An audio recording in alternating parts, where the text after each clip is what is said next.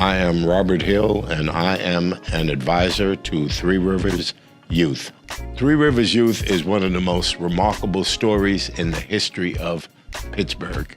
Peggy Harris, President and CEO of Three Rivers Youth. So you will hear a story about a little girl on the north side who was wandering around. And she was discovered by the Reverend J.M. Fulton.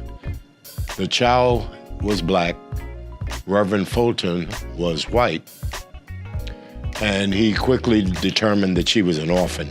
And sort of takes her around to these orphanages, which she was not welcome because she was a child of color. Upon talking with his housekeepers and community women who were of good and benevolent thinking, decided to get together and decided that we need to build a home for this young child. And then the word spread. And then other orphans were brought there. And she and her friends established a formalized setting to take care of these black children. And it was called the Home for Colored Children in 1880. But as I think about our history, I'm thinking about how we have placed ourselves in American history and how in Pittsburgh we were one of the very first orphanages of color in the United States. So we have a prominent place in child welfare, followed by other initiatives that Three Rivers Youth led. We led and pioneered the movement out of congregate or orphanage just into group home care. Roseanne Woolley, Host Committee. It's really important to support organizations like Three Rivers Youth because they really need the money. And even though I support other organizations like the arts, I think that the arts are an option. Three Rivers Youth is a need. My name is Michael Martin, and I'm a family specialist for Three Rivers Youth. The role is to be there to support all the families. It differs from day to day in reference to the needs of the families. So basically, it boils down to being able to react to any situation that may come before us. Three Rivers Youth has been life-saving for a lot of the families because without the resources that we offer the families, they wouldn't have been able to achieve some of the things that they do.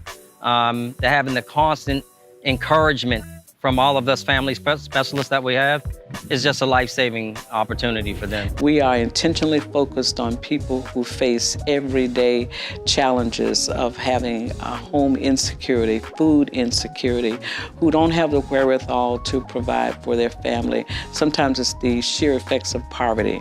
Sometimes it's drug use. Sometimes it's just not having the parenting capability or the educational resources. And so I would say that community is human capital. And so we work every day to strengthen and build that human capital so that communities can be strong.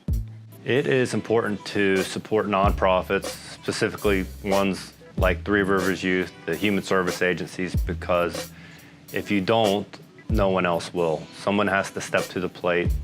It's nice to depend on the government agencies to give as much as they can, but at a certain time, individuals need to step up to the plate, and without individual assistance, agencies that help out, the community will go to the wayside.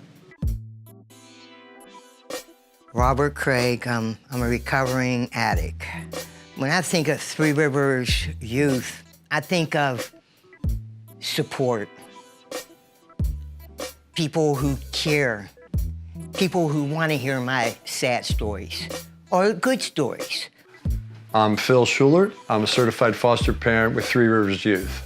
It's important to support organizations like Three Rivers Youth because they are on the front lines to help kids that are really in trouble, that are defenseless, that are going through some nasty, nasty times they should never have to go through, and they're it. And it's very heavy. That's why it chokes me up. My name is Jocelyn Franco, and I'm an intern here at Three Rivers Youth. The work that I do here at Three Rivers Youth prepares me for the future because it places me in opportunities that I feel like I won't get anywhere else, especially in college. You know, it's easy for a teacher to tell you, do this, this, and this into the real world, but actually experience it and seeing it with my own eyes, it's very life-changing. We are trying so hard. We are every day we're pushing, we're looking for new opportunities and ways to help these families out here. We are thinking about it, we're meeting with one another, we're discussing these things with one another, and that's what try means to me, the ability to be able to try and get up every day to do something different. When I think of Three Rivers Youth, I think of a grand oak tree. I think about its grandeur, its sustainability, its longevity, and its strength. And Three Rivers Youth as an organization that's been around for 140 years reminds me of that kind of resiliency and strength.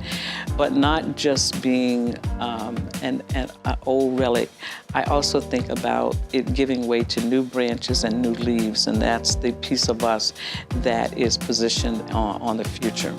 And so with that oak tree, I'm reminded of the strong roots that have been in this community for so long, and how those roots have spread throughout this community. So that's my sense of what I think about when I think about Three Rivers Youth, is a grand oak tree.